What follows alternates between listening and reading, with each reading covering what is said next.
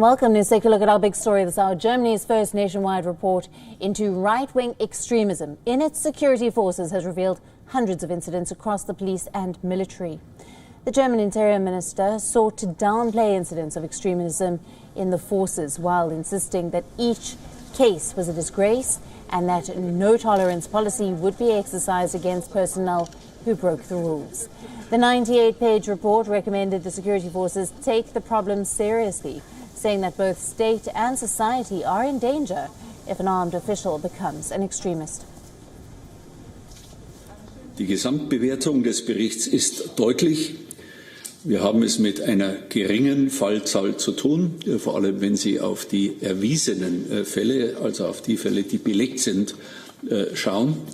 Und das bedeutet, dass die ganz überwiegende Mehrheit der Mitarbeiterinnen und Mitarbeiter bei unseren Sicherheitsbehörden, das sind über 99%, fest auf dem Boden des Grundgesetzes stehen. Und es bedeutet auch, dass wir kein strukturelles Problem mit Rechtsextremismus in den Sicherheitsbehörden von Bund und Ländern haben. The report was commissioned following several violent incidents that shocked the nation last year, including the fatal shooting of a pro-immigration politician by a suspected far-right extremist outside his home in Hesse, and a deadly attack outside a synagogue and a kebab joint in Hull by a gunman. Now, anti-racism campaigners have criticized the German Interior Minister for not allowing an independent study, but instead using the government intelligence agency to carry it out. We are being joined by Trent Murray live from Berlin for more on this story. Good afternoon to you, Trent. Thank you for being with us. Now, first nationwide report into right-wing extremism in its security forces, the first report of its kind, has revealed hundreds of incidents across the security forces. These findings are very worrying indeed.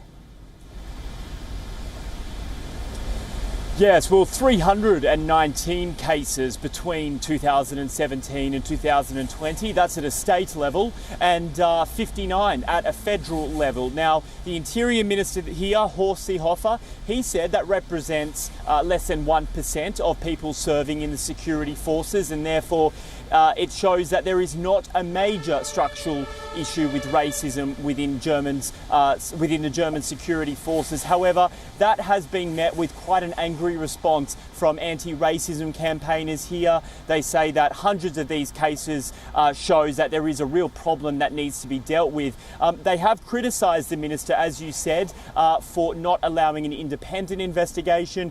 This particular report has been compiled by Germany's spy agency, which sits under the Interior Minister. So those campaigners were hoping that there could have been an independent probe. They've pointed to one study which shows there may have been over 1,000 incidents of right-wing extremism within the military alone. So whilst the Interior Minister here was really hoping that this report may have put the issue to bed somewhat, it seems that it may have unleashed a whole range of new questions about not only why is this being tolerated, but is the problem bigger than the study may suggest. Right. The report recommends the forces to take this problem very seriously, but the German Interior Minister seems to be downplaying these incidents, numerous incidents, and the state and society could definitely be in danger. Even with 1%, there should surely be zero tolerance, as the critics are saying. Yeah, well, I mean, it's very important to note that this isn't a report that has just come out of nowhere. It follows several quite high-profile violent incidents of right-wing extremism. One was the shooting death of a pro-immigration politician here in Berlin, as well as an attack at a synagogue last year and an attack on a kebab store as well.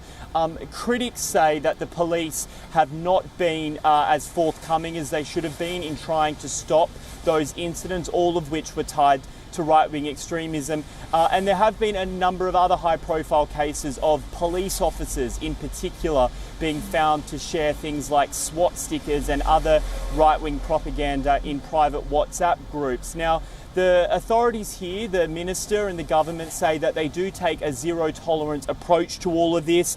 They've called it a national disgrace. But again, those anti-racism campaigners say that whilst on the surface the study looks like it's provided a good result, if you will, over 99% of civil servants in the military and police having no links to right-wing extremism, there are, again, questions about whether there are darker chapters, darker corners within some of these security services that this report hasn't quite managed to uncover.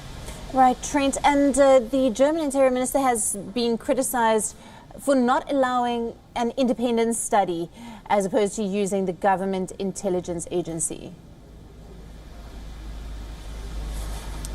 Yeah, well, that's right. I mean, those anti-racism campaigners say that only a truly independent study would be able to get to the bottom of this problem and really uncover just how deep the issues run. But this particular study that the Interior Minister launched, it's 98 pages long. It was compiled by the National Security Office, which sits under him and his ministry. So there are suggestions, perhaps, that was there any political influence in all of this, given ultimately the people compiling the report to the Interior Minister in question. I mean, those are suggestions which, of course, him and his office strenuously deny. They say that those members of the intelligence agency were able to do their report without any hindrance or interference from them. But another study by the military police, so the police that kind of govern and oversee the military forces here, a study there showed there may have been 1,000 cases of right-wing extremism from uniformed troops. And so those anti-racism campaigners are pointing to that particular study and showing the discrepancy in the numbers, showing that one report has quite a high number, the other has quite a low number, and saying this is even more reason we need an independent study. Right. Trent, thank you very much for bringing us that report. For all the latest coming out of Berlin.